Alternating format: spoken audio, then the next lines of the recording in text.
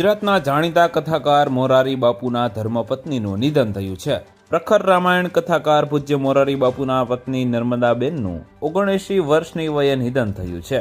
ટૂંકી માંદગી બાદ તેમનું મોડી રાત્રે નિધન થયું છે। મોરારી બાપુના લગ્ન ભણોટ ગામે નર્મદાબા સાથે થયા હતા। નર્મદાબા અને મોરારી બાપુને 4 સંતાન છે, તેમાં 3 દીકરી અને 1 દીકરો છે। સવારે 9 વાગે તલગાજરડા મુકામે આવેલા નિવાસસ્થાને તેમની સમાધિ રાખવામાં આવી છે।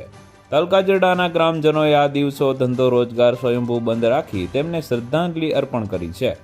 ગુજરાતના સીએમ ભૂપેન્દ્ર પટેલે પણ તેમને શ્રદ્ધાંજલિ પાઠવી છે। તેમની સાથે ગૃહ રાજ્ય મંત્રી હર્ષ સંઘવી અને કેબિનેટના અન્ય સભ્યો તથા ગુજરાતના બધા ધારાસભ્યોએ પણ તેમને શોકાંજલિ પાઠવી છે। મોરારી બાપુની કથાકાર તરીકે ફક્ત ગુજરાત અને ભારતમાં જ નહીં, વિશ્વભરમાં નામના છે।